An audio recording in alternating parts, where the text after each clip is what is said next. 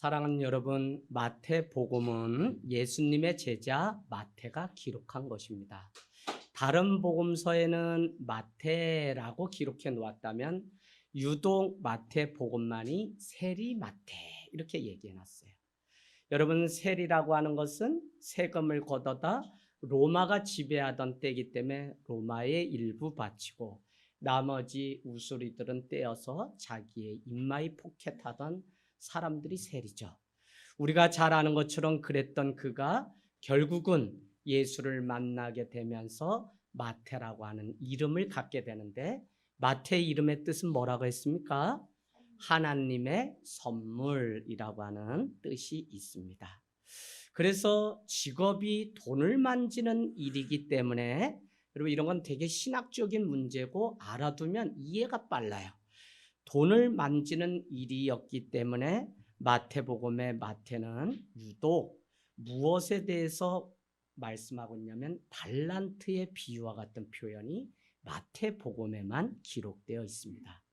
돈과 관련된 것에 계산이 빠르기 때문에 돈과 관련해서 많이 기록해 놓은 것이 마태복음입니다.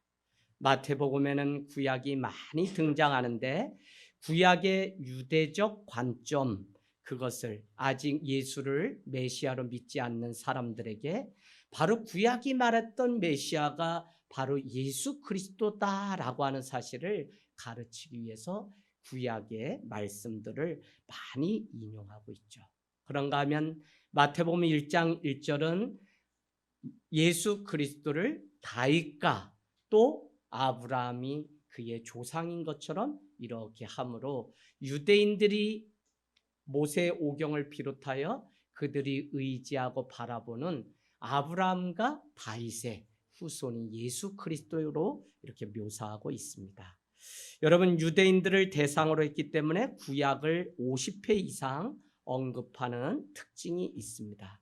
그런가 하면 마태복음 1장 1절은 14대씩 3번에 나눠서 기록하고 있는데 아브라함에서 다윗까지를 1000년으로 보는데 1000년, 다윗에서 바벨론으로 붙잡혀 가기 이전을 400년의 기록, 두 번째 대로, 세 번째는 바벨론으로부터 사로잡혀 갔다가 그리스도가 태어나기까지의 600년, 그래서 도합 2000년의 역사를 기록하고 있습니다. 그런가 하면 하늘에 계신 아버지여라고 하는 표현을 15번이나 마태복음은 사용해요.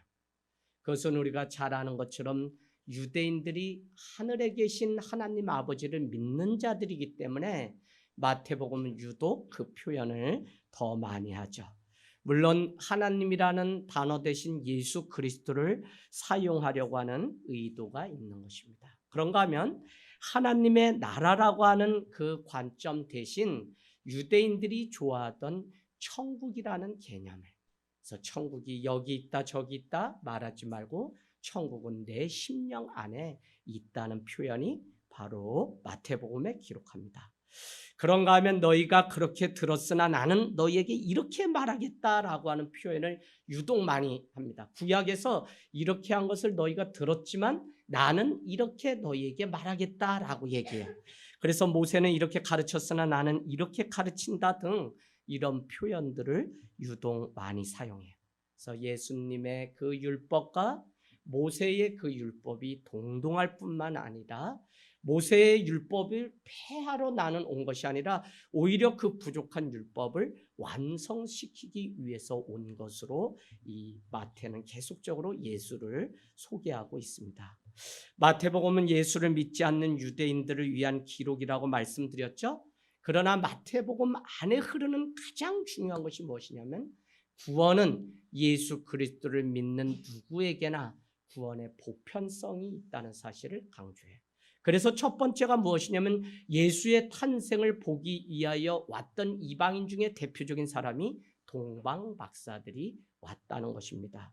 그런가 하면 예수님의 그 부활을 보았던 백부장도 이방인인데 그도 그야말로 진짜 하나님의 아들이다라고 하는 표현 써요.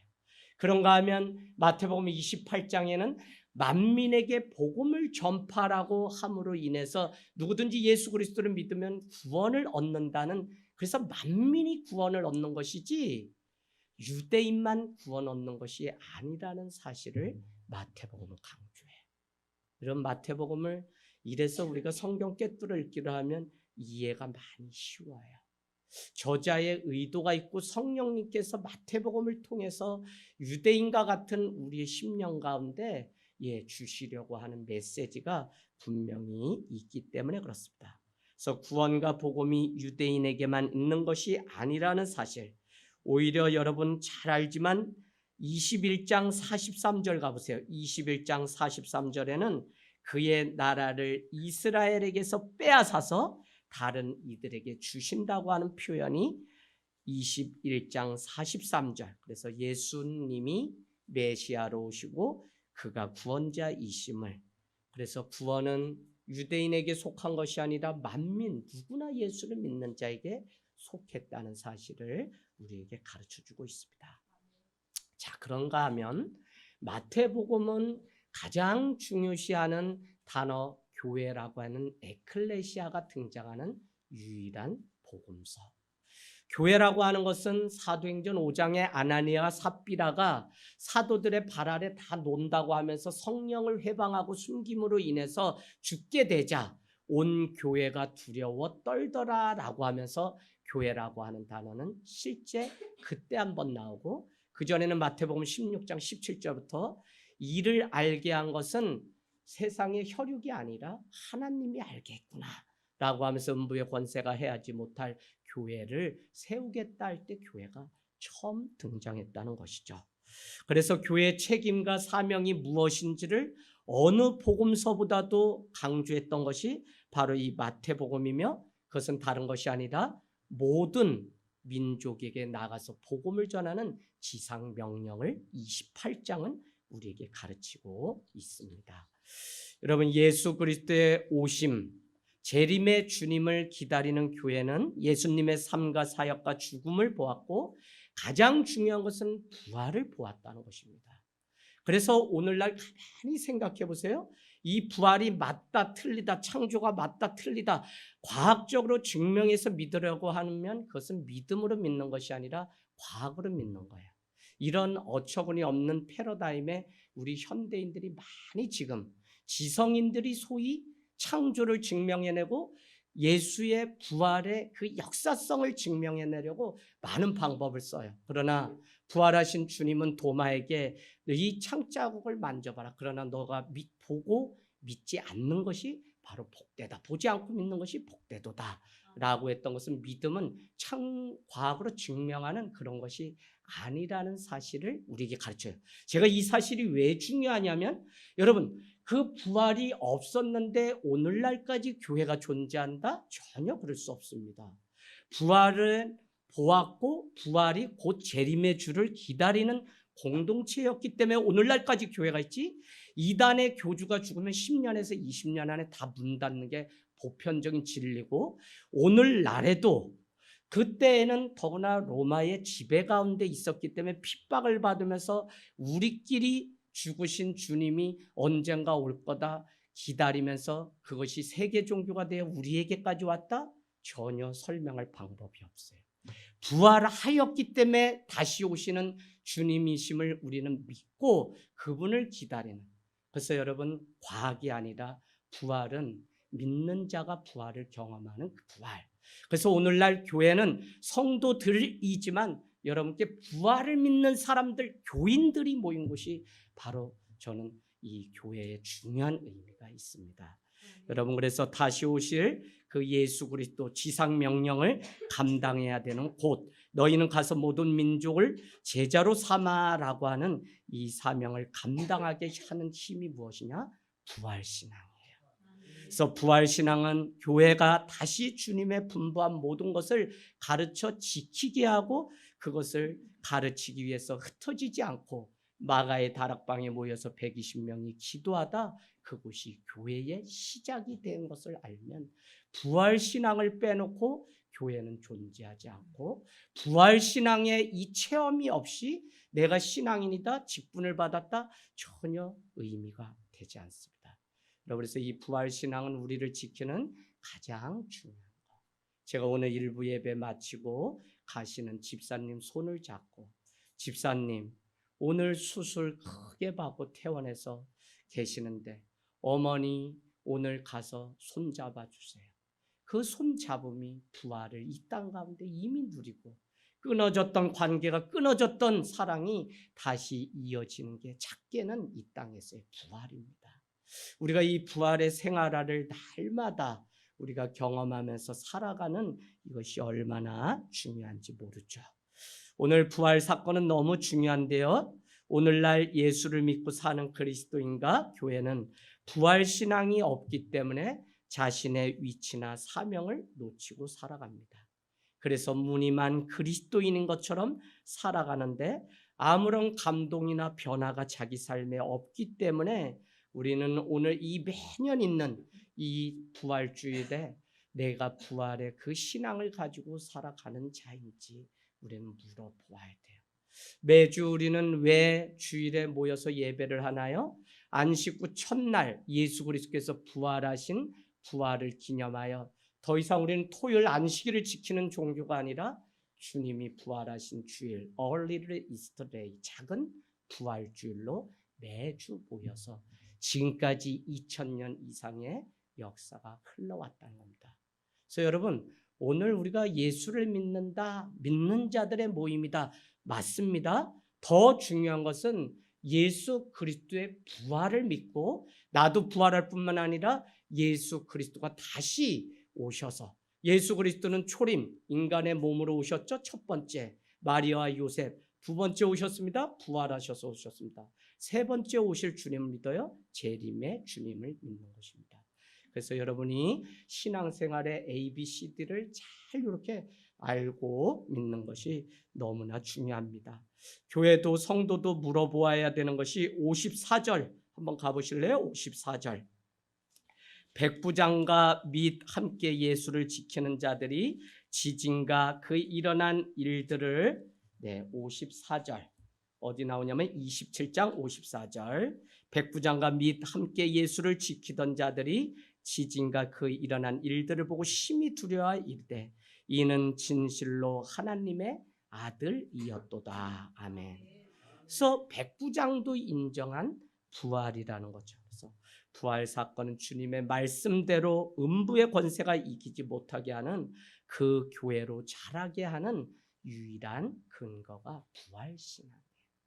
여러분, 내가 예수 만나요? 예수 알아요? 이제 믿게 됐어요? 그러나 여러분이 어디까지 가야 되냐? 신앙에도 네 가지가 있습니다. 창조 신앙, 임마누엘 신앙, 십자가 신앙, 부활 신앙. 부활 신앙이 견고하지 않으면 세상 가운데서 우리는 져요. 왜 우리가 왔다 갔다 하면서 날마다 사냐? 그리스도인이라고 하는, 크리스찬이라고 하는 이 고귀한 이름을 왜 우리가 지키면서 못 사냐? 적당히 그냥 썬데이 크리스찬처럼 왜 살게 되냐? 부활 신앙이 자기를 한 주 움직이지 않아서 그래요. 바빠서 못했다 이거예요. 여러분 절대 속지 마세요. 내 안에 가슴이 식어지고 부활을 본 그 기쁨을 가서 전할 그 사명을 잃어버려서 그런 거지, 병들어도 그곳에서도 예배하는 우리 백희숙 집사님, 제가 그래서 마지막 설교가 뭐였냐? 이도 마리아와 같이 그 이름이, 그 믿음이 기념되는 삶이 되게 하옵소서가 저의 마지막 설교였어요. 고 김은숙 권찰님, 우리가 성탄절날 이브에 간질 2번 와서 1000볼트 전기가 흘러서 개척한 지 4년 만에 잃게 되었습니다.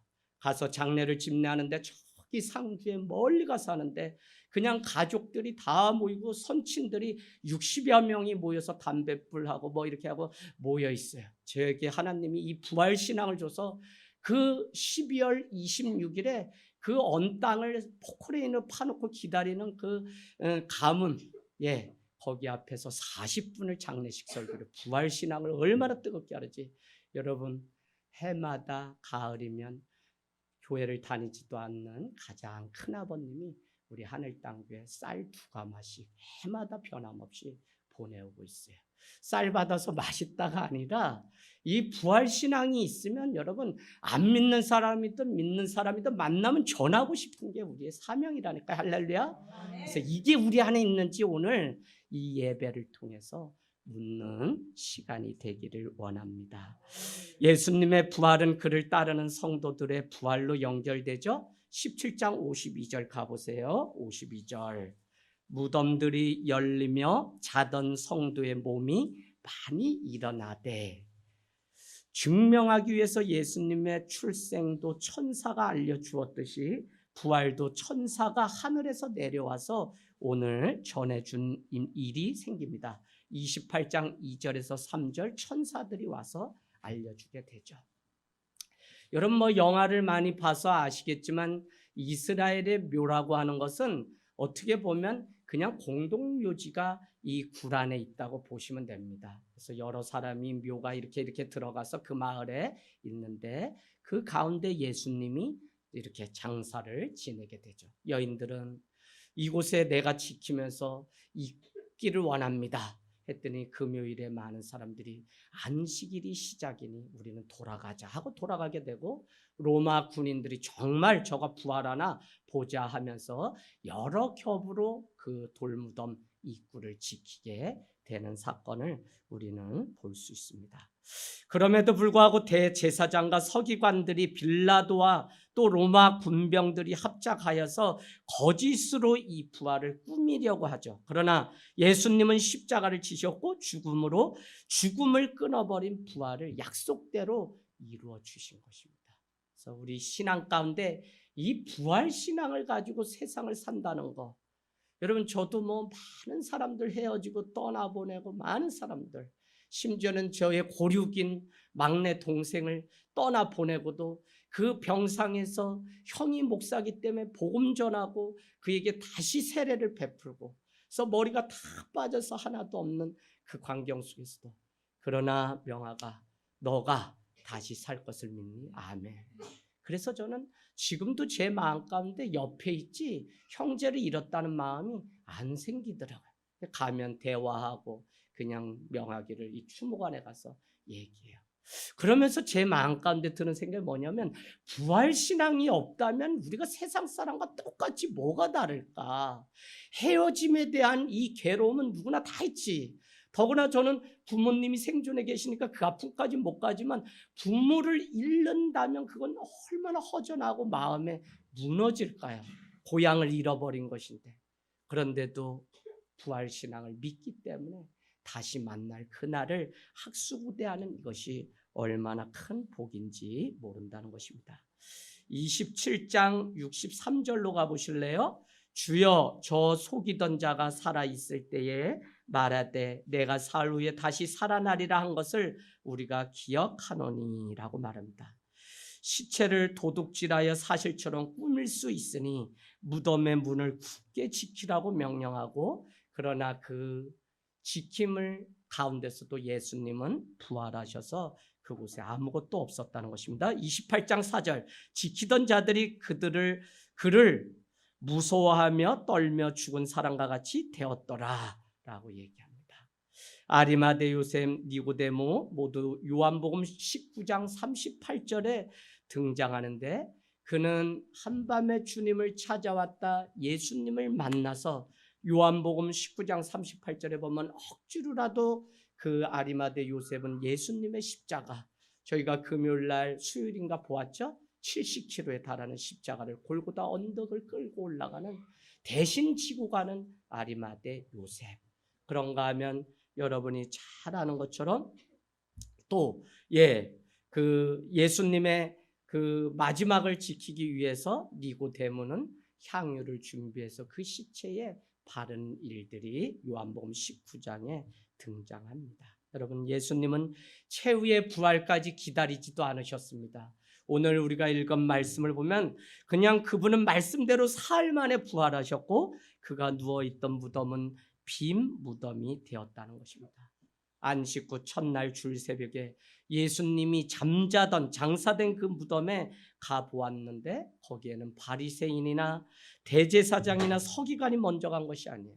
예수님이, 제자들이 먼저 간 것도 아닙니다. 오히려 막달라 마리아와 다른 마리아들이 28장 1절에 보면 갔다는 것이죠. 우리는 살아가면서 어떤 인생이든지 정말 부활이 필요하구나 하는 사람들이 있어요. 목회가 여러분 왜 괴롭냐면 살아나서 변화된 것을 보는 건 너무 기쁜 일이지만 누군가의 슬픔에 끝까지 함께 한다는 게 참 힘들어요. 어떤 이는 갑자기 낳은 지 얼마 되지 않은 아이를 잃고 장례식을 부탁하는데 해줄 말이 없을 때도 있어요. 그냥 울다가 손잡고 돌아온 적도 있습니다. 여러분 목회가 이와 같이 참 기구하고 많은 장사를 지내러 갔더니 아들이 그렇게 우는데 동네 이웃들 싸우는 그 싸움에 싸움 말리다 그 두 분이 휘두르는 칼에 본인이 대신 맞아서 집사님이셨는데 찔려서 죽었는데 내가 우리 청년 어머니 장례식 치르러 부산 갔다가 그래서 돌아오는 길에 아유 목사가 맨날 사람 죽는 것만 이렇게 하는 건 나 못하겠다는 마음이 크게 와서 올라가서 내 54번째 때 막 쉐리 치워야 되겠다 그래가지고 올라오는데 잠결에 하나님이 저에게 목회는 신앙은 땅에서도 하늘을 지금 여기서 나부터 품고 살게 하는 것이지 죽은 후에만 가면 천국이 있다는 반쪽짜리 신앙이라는 걸 알려줘서 하늘 땅 교회는 땅에서도 하늘을 품고 사는 하늘 땅 교회라는 이름을 37살에 이렇게 이름을 짓게 되었습니다. 여러분 우리 교회는 늘 종말론적인 신앙 오늘 주님이 오셔서 부활을 믿기 때문에 재림의 주님을 만날 준비를 늘 하는 슬기로운 다섯 처녀와 같은 삶을 살기를 원합니다. 힘이 없고 연약한 자 유대 사회에서 여성은 증인의 가치도 없죠. 그럼에도 불구하고 예수의 죽으심과 장사됨 그리고 부활을 목격했던 증인이 여성이고요. 비단 남자가 아니라 여자였다는 것은 힘이 없고 연약하기 그지없는 그 여인에게 부활의 기쁨이 가장 크게 다가온 것을 우리는 알 수 있습니다. 여러분 많은 여성들이 이렇게 얘기하죠. 나는 죽었다 다시 태어나면 저 사람하고는 결혼 안 해. 그런데 이게 결혼이 싫어도 죽을 때까지는 같이 살아야 돼. 그러니까 얼마나 이게 어려운 거예요. 그럴 때 죽었다 다시 태어나면 좀 내 장구경을 만나든지 좀 이러면 좋겠다 이러는데 그렇지가 않아요. 그런 부활이 아니라 우리는 주님이 마지막에 우리의 수고를 아시고 우리의 모든 것들을 상 주시는 이심을 믿는 그 부활과 재림의 주님 그분을 믿는 것입니다. 부활을 경험한 교회와 성도는 하늘 땅 교회는 어떻게 존재해야 될까요? 저는 이것을 가지고 매년 고민하면서 부활이 없었다면 교회는 존재하지 않았을 텐데 모두가 자기 삶의 자리로 돌아갔을 것인데 아무것도 남기지 않고 빈 무덤이었던 예수님의 부활처럼 돈과 지위와 권력이 없어도 아무것도 남기지 않아도 행복할 수 있는 그 삶이 진정 부활의 신앙을 가지고 살아가는 삶이 아닐까.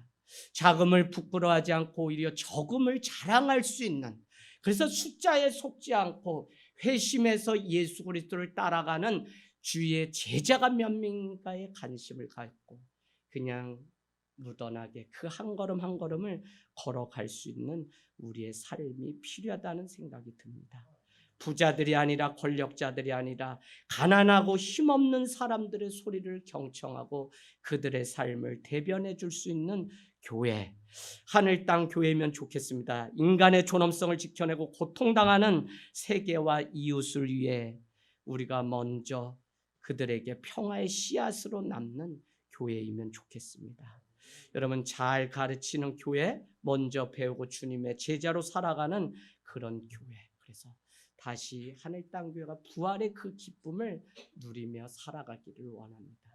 원래 하늘 땅 교회는 개척하고 7년 차까지 가정에서 2년을 있다가 40일 기도 마치고 아무것도 가지지 않겠다고 하는 마음에 저기 한 곳에 40일 기도 마치고 가곡리라고 하는 곳에 가서 빈 창고 주인을 초면에 만나서 나는 목사인데 이만해서 세를 내는 거면 차라리 불우이웃이나 내가 여기 전기세랑 기본 내고 줄만 사용할 수 있게 해주십시오 했더니 초면에 그러니까 집사님이 웃어버려요. 물론 집사님인 것도 몰랐지만 종려 주일에 전화 와서 목사님 예루살렘 입성하셔야죠 라고 해서 갔더니 그냥 믿는 자끼리 괜히 좋은 일로 만났다 나중에 안 좋을까 봐 용기 내지 못하는데 아침마다 제가 말씀드렸던 비빌 언덕 좀 대주십시오 하는 그 말이 너무 마음에 자꾸 남아서 아내를 설득하고 해서 목사님 단 우리도 화재가 나서 더 이상 우리가 살 소망이 없다. 연 1%의 이자를 갖다 주말 체험농장을 하면 싸게 해준다 그래서 이 창고 200평을 전놨는데 10월 달부터는 영업을 개시하니 이제 5개월 안에는 다른 장소를 찾아서 가셔야 됩니다. 해서 예, 꼭 지키겠습니다. 해서 그곳에서 아이들만 80명을 데리고 3년 차에 상가 건물로 가게 되었습니다.